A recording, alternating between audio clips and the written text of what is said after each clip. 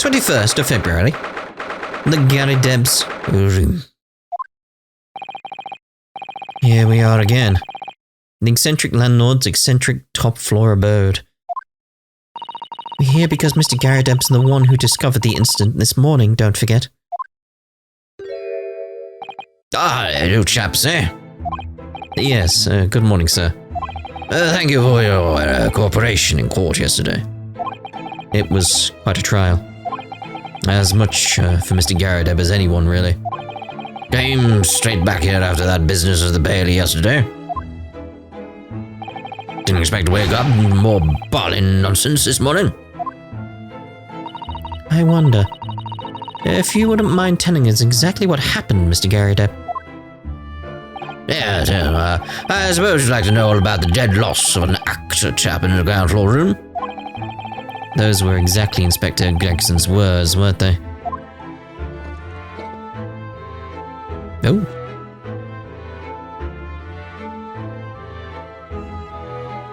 Well, alright then, we'll start off with converse then. This morning's incident. It must have been a real shock for you this morning. Hear that you discovered what had happened. Well, that hopeless actor chap rises at 5 o'clock sharp every morning without fail. But at 5:30 this morning, he still hadn't lit the gas. So I went down and knocked on his door, but no ball answer. And that's when you broke into his room by kicking down the door? Well, I hold on the rum-locking Japanese chap to do the grunt work, of course. Wasn't it a little premature to kick the door down? The man could have just overslept by half an hour. That's very true, Mr. Naruhodo. If 30 minutes oversleeping warranted such behavior, I'd have to kick your door down every morning. Oh dear. Well, better be safe than sorry and all that. Why are you sweating? Is it just me, or is he avoiding our gaze now all of a sudden, and sweating? Except that it was a sorry situation indeed that you found on the far side of the door. Yes, quite. Mr. Shamspeare. The victim's name is Mr. Shamspeare, I believe. Is that right? Yes, William Shamspeare. Took the ground floor room 3 months ago now. And how would you describe him? In a word, destitute. Destitute? Well, let's face it, the only redeeming feature of that room is the cheap rent. Fair enough. Anyone wanting to live in a place like that is either broke or has a bore his screw loose. So hard to choose which category Saseki-san would fall into. Several. Mr. Naruhodo, that's a little rude. Wait, what? He was doing research as well. Research? Into what? Shakespeare, of course. Shakespeare. Read a few plays, the odd bard myself, Romeo and Hamlet and all that. Yes, William Shakespeare is England's most highly regarded classical playwright and author. He's known as Sao in Japanese, as you know, and many of his works have already been translated.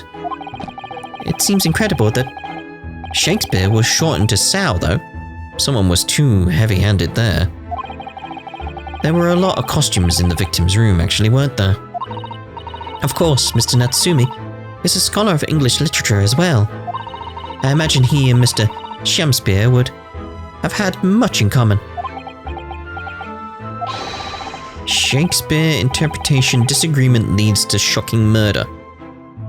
Let's hope it's not that. Mr. Naruhodo, really? How rude. So, yesterday's events, yes. After Mr. Natsumi's trial yesterday, you came straight back here, I believe, didn't you? Did you notice anything strange between then and this morning? Well, now, it must have been about 6 in the evening by the time I got home. Snow was coming down rather heavily, as I remember, and it was completely dark already. That failed actor chap was out at the time. Mr. Garrett noticed there was no light from his room or something, I suppose. Well, from the outside it'd be pretty difficult. Couldn't summon the energy for anything much, so I just sat him through the fire up here. It was after 8 before Shamspeare got back. And the chap was up until past 1 in the morning, I'll have you know. Suppose he met his end sometime after that. I was asleep by then, so I'm rather in the dark here. Well, thank you.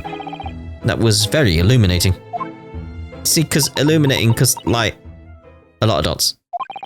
Is everything alright, Miss Susato? Well, I was just thinking it's a little strange, that's all. Mr. Garrett, you were up here in your room all evening, if I've understood correctly. Not a big fan of stairs. Not with this blasted leg. Then, how is it that you seem to know? The precise movements of your tenant on the ground floor, I mean. Oh, that's a very good point. I can't imagine that you could hear noises from the ground floor all the way up here. Does this old man like to spy on his tenants? Is that it? I say, I know what you're thinking. It's all a bally outrage. I'm ex-military, don't you know? I don't go around spying on my tenants. Why would I? And how did you know, Mr. Garrett? It's the gas woman. The gas tells me everything. The gas? It probably caused, the pipes to creak, moan, especially with a paid one during the Victorian era. Would probably do that. What on earth do you mean, sir? How can the gas tell you anything, let alone everything? Well, as you're probably aware, the gas is supplied to the building by pipes. Yes, I'd more or less worked that out. Every room in the building is connected by a single pipe to the gas main outside, and the gas company supplies gas to properties via the main. Yes, I understand that too. Let me see if I can explain. Let's say I was to light the gas lamps up here. What do you suppose would happen? Well, obviously the room would get brighter. Exactly. But at the same time, the lights in all the other rooms of the house would dim for a moment. What? They dim? Why? Supply. Perhaps it's because when you light a gas lamp, it briefly uses more gas than usual. And that reduces the amount of gas in the pipe for the other lamps that are connected to it. That might explain why the other lamps dim momentarily, mightn't it? Yes, of course. Because everything's connected to a single supply pipe. Is that supposed to happen, though? Sounds rather undesirable. Jolly good point. Fact is, the gas company's pipes in these parts are pretty hopeless. Long worn out, and barely got any gas was to start with. Opposite's also true, of course. Extinguishing the lamps up here, and they glow brighter in the rest of the house. Ah, right, I see. So by watching the flickering of the lamps in one room, you could determine what's happening elsewhere. You got it. Oh, of course. Because when people come back home in the evening, and before they go to sleep at night, what they're guaranteed to do is either light or put out their lamps and fires. Clever. In point, in fact, the room on the ground floor and the one above it use slightly different amounts of gas. By watching the lights in here closely, I can work out almost exactly what's going on in the whole house. Gosh. That's fascinating, Mr. Garrett. Absolutely fascinating. Yeah, you just get used to the patterns and figure it out, wouldn't you? I'm with him on that one, at least. Oh, well, nothing to it, really. And I can't really see that it's going to help us with the case either. Why bring it up then? It's going to be related somehow.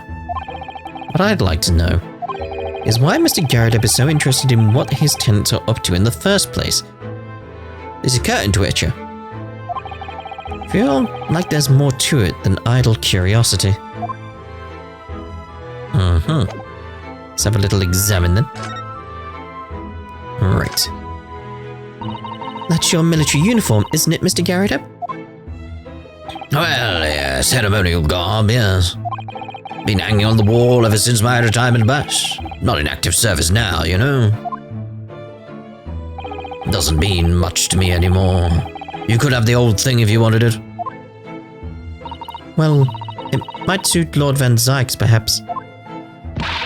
An overly ostentatious outfit like this could be just what he needs. Very tactful, Miss Susato.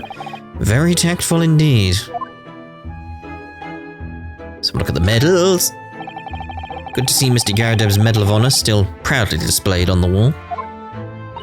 The inscription reads, "For distinguished participation," if you remember. Yes, I remember. Because I remember thinking even I might stand a chance of picking up honors like that. Wouldn't know it to look at me now, perhaps, but I had my devil-may-cry. No, I've got that wrong. Devil-may-care days, you know. Just, I'm not him. I'm not Dante. Devil may care. What did you get up to? Nothing. Well, all in the past now, of course. And best left there. Best not. I want to know more. And now. You look very dashing in your uniform there, Mr. Garrideb. Ah, that old portrait, eh? Drawn by an art student who used to rent the room downstairs. Oh, you look so wonderfully young and courageous, and strong. Yes, well, the chap presented it to me one day and asked if I'd let him off the month's rent in return. Oh, I see. So, you did, presumably? I bally well did not. Oh. A portrait is a portrait, but rent is rent, eh? And yet it's still there proudly on the wall. I can kind of agree with him there. Rent is rent. Like, what does he need the money for? If he needs the money for something, he needs the money, not a picture. You know. You know what that screen is hiding now? The aftermath of the fiery altercation the other day. Don't suppose I'll be able to clean that mess up for some time now. Oh dear, this must be a very difficult situation for you. I'll say, people talk about twists of fate and whatnot. But this is a twist and a half, a rotten show around. He's clearly struggling with everything that's happened. They would do. Nothing about the fire? Okay. There's a single apron drying on that enormous cannon-shaped clothes horse, look. Yes, cannon-shaped. No, Mr. Naruhodo, that's a real cannon. I knew that. I was just testing you. Piece of history, that is. Seen plenty of action on the battlefield, I can tell you. Now the old girl and I are just enjoying the peace and quiet of retirement together. And of course, she'd come in handy if the enemy decided to launch an attack again. Is there a war going on that I don't know about? The war in one's heart and mind, dear fellow. Yes. Oh, a copy of Lanced magazine. The Adventures of Herlock Sholmes is being read all over London. Isn't it wonderful? Naturally, one asks oneself if such a singular detective could really exist. But having met the chap, it's undeniable. He's most certainly singular. Singularly dangerous. That's genuine public opinion for you, Miss Susato. Perhaps it should be reflected in the stories? Make no mistake, Mr. Naruhodo. I intend to snuff out the sort of public opinion we just heard. Personally. I'm starting to see where Mr. Sholmes' untainted reputation comes from now. Oh dear. Oh dear, oh dear. Ah yes, those enormous mortar shells. It's quite something, seeing them up close, isn't it? Didn't you say something about firing them into the barracks, Mr. Garrideb? Ah, I remember, do you? Just a little mishap occurred during training one day.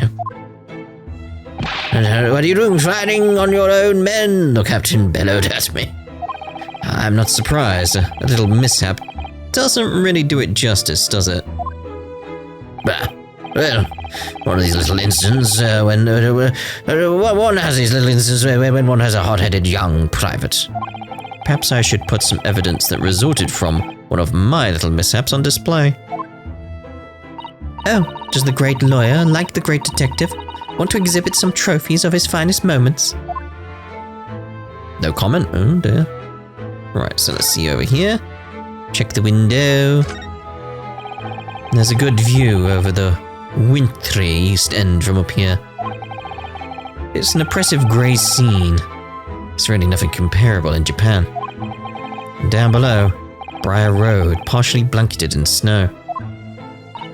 And the pavement where poor Miss Green was struck in the back by that knife. Thinking about it, this is the only room in this building that actually has a window to the outside world. Sometimes, Great Britain really does seem like a strange land, doesn't it? Yeah, and I live here. I suppose all foreign cultures seem strange at first. Imagine how an Englishman would feel on arriving in Japan, and seeing people with a fromage top knot. Still need to know on that one. Yeah, recording in a big block at the moment. Well, that's a good point. There's an impressive collection of cakes on that fancy silver cake stand there. I feel sure that it was full of cakes when we first investigated in here as well. Yes, quite right. Haven't touched it since. Haven't done much at all, really, since it all happened. Time's rather stood still for me, you know. Oh. Time has stood still. Now that's an interesting phrase. I might be able to use that excuse when I'm next supposed to be tidying the office. You could just tidy up, Mr. Naruhodo. Say, oh dear. These shelves look like they've been completely torn apart by a wild beast. Reminds me of the Battle of the Maywand, don't you know? Ah, the experiences of a seasoned veteran. Enemy had us surrounded on all sides. We really thought we were done for, the whole Bowley company. We were taking a real pounding from their cannon, so all we could do was run for our lives. Oh, thought that story was going in a different direction, actually. Well, the whole experience taught me one thing, I can tell you. And you're done for. You're really done for. That's not what a lawyer who often finds himself under fire wants to hear. No, I suppose not. No. Yes, what? Something like that, anyway. Oh, that's like, it's strangely like, it's almost like it's making the roof of my mouth sore doing that voice. I'll be careful, don't worry, I'll be careful. It's just sort of like, ugh, gotta be careful of doing that, yes. Yes, what? Don't know where I'm getting the what from. But, have we got anything to converse here extra? Like anything to present him? The soap, maybe?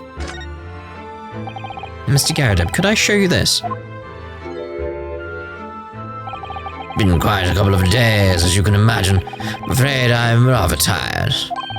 Haven't really got the energy in the old eyeballs, to be honest with you. Some other time, then?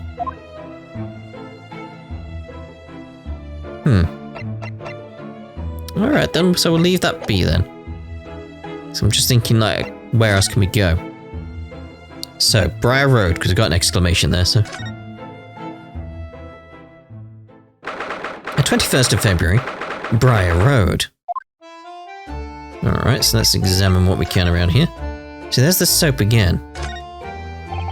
With the exception of the top floor, where Mr. and Mrs. Garrideb live, all the windows are bricked up. Yes, that's because of an old window tax that was charged on the number of windows a property had. In order to pay less tax, the poorer members of society filled in many of their windows.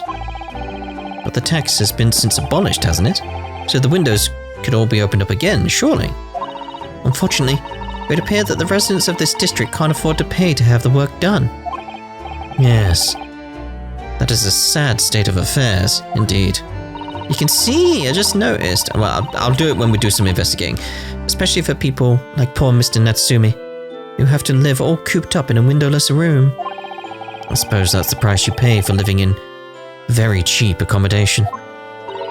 It all seems rather pointless when you put it like that. You can see, like we were told about this being built in the previous game. Was that I don't remember seeing it in the distance before until now. It's like it's only been a few days, so it's not like it's been suddenly built. It's just I didn't notice it until now. London's blanketed in fog again today, and the sky is covered in cloud. Yep, normal miserable day. But if you look carefully in the distance, you can just make out the Crystal Tower being built. Ah, the Crystal Tower, yes. The centerpiece of the Great Exhibition that's to open in 6 months' time. Everyone's talking about the Great Exhibition of London at the moment, it seems. Well, it's to be the largest event of its kind anywhere in the world, with technology and scientists from all over. I can't wait for it myself. Do you think visiting students from far east, like us, will be granted entry? Clearly we will somehow. The last great exhibition that was held in London had more than 6 million visitors, it seems. And this time, the British are determined to make it an even bigger success to outdo the Paris Exposition. I see. That's an incredible number of people. And with so many people expected to attend, we should easily be able to slip in unnoticed. There's always the honest approach of buying tickets at the main entrance, Mr. Naruhodo. Indeed. Okay. Done the windows, the door. The Garadeb household and Mr. Natsumi's lodgings are in a prominent position there on the corner. Sometimes when I look at the building, I can't help feeling that it's at a bit of a slant. Probably is, yeah. Probably is. Especially because the corner's starting to buckle from the looks of it. It does rather look as though it would collapse in even the smallest earthquake, doesn't it? Yeah, Britain does get small earthquakes, so... Isn't it supposed to be haunted as well? I think I might have a hunch as to why Soseki-san has such a hunched back. Oh dear. There always seems to be a bicycle outside the Garadeb residence. I read that bicycles are extremely popular all over Great Britain at the moment, in fact. That one seems very warped, though, especially the front wheel. It's still rideable. Is that to make it more of a challenge to ride, do you think? No, I'm afraid that may be a result of the rider's incompetence. For the front wheel to be so badly warped, I'm afraid the rider must have been similarly afflicted. Then, there's a good chance Mr. Natsumi has been practicing on this bicycle, I think.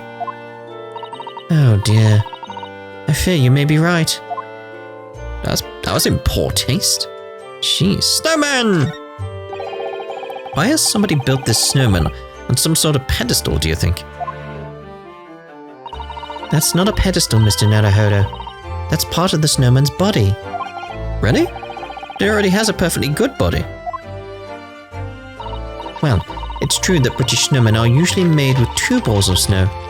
Perhaps this is a foreigner. Now we're looking at him as if he's strange. Poor man. I know how he feels. If anything, it's Japanese and British 2-ball snowmen that are the strange ones, isn't it? After all, real people do have 3 sections. Head, torso, and legs. Do you ever think that perhaps you think about things too much? Oh dear. Don't think we got much else, have we? Just the snowman. Okay. See about heading out of here. Move out. Seems to be the prison. 21st of February. Local prison. Cell 9. Alright, let's... Oh. I can't... That's it? I can't do anything else. That seems strange. Alright, let's go back.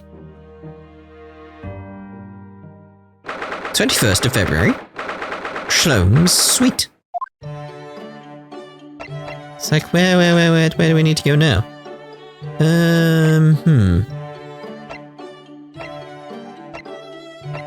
Looking for options. It's like, it says this is where Mr. Natsumi is being held. He's spending so much time there, but like, I can't do anything other than move away. I was expecting him to be there.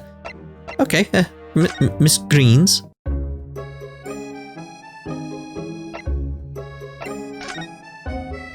Is there anything new opened up? The rest? So we've clearly missed something somewhere, but the question is, where? Mr. Shamspear's room? The body's still there. It's like, what the... So what have we missed? That's the question.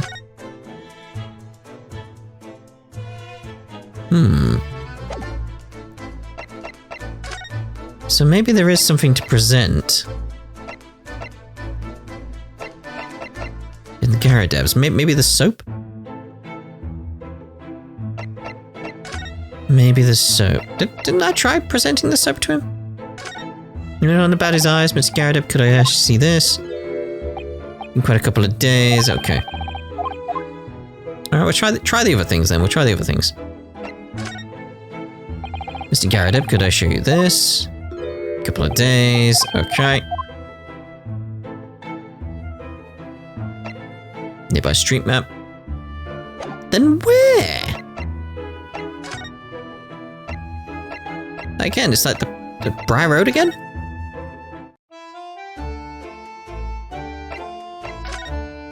Unless like there's another location from another location where it's like I can only go there from there.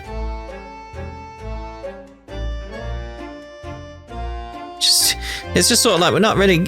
this is why it's like, based on everything we've done, it seemed to be head over to the prison, but the fact we can get there fast implies there should be someone there.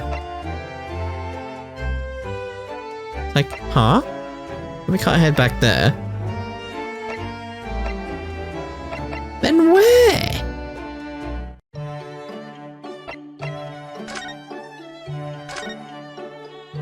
And Mr. Shlomes is not here. Ah. Iris. That's incredible concentration, that is. I find it quite remarkable how she can focus on so many different things at once. Perhaps I should try drinking more herbal tea. The blend. Third from the right would be good for you, Runa. Oh, Iris? This girl is destined for great things, I'm sure. That was it? Can I have the tea? It always strikes me how pretty and neatly arranged this tea set is. It's my favorite one. In fact, I think it's high time for afternoon tea. Oh, of course. Wait there. I'll fetch the special blend that I prepared for today. Oh, Iris, you do love your tea, don't you? You look so happy at the prospect. Well, of course. And after you've drunk it, I'll collect some experimental data, if that's alright. Just what is she about to make me drink? No, that was it. That's a charming little white shelf, and full of charming little bottles too. Oh yes, but don't touch any of those. They might explode. A charming shelf full of charming bottles full of charring ingredients. You know, I only mistakenly drank one from one of them the other day. What? And how? I think he was lucky though. He hasn't exploded yet. Chemistry can be a very hazardous occupation. It's living Mr. Shlomes that's the hazardous occupation, if you ask me. Yes. I honestly feel like there's not anything to do here with what's going on, is there? So where am I meant to go? Again, I still feel like the prison was the place we were meant to go. It's like, I can't move from here. Huh. Well, I'm going to end this part here and then venture around loads of places until I figure out where I'm meant to go, and we'll start the next part there. Seems logical to me. So we'll see you in the next part. Ta-da for now.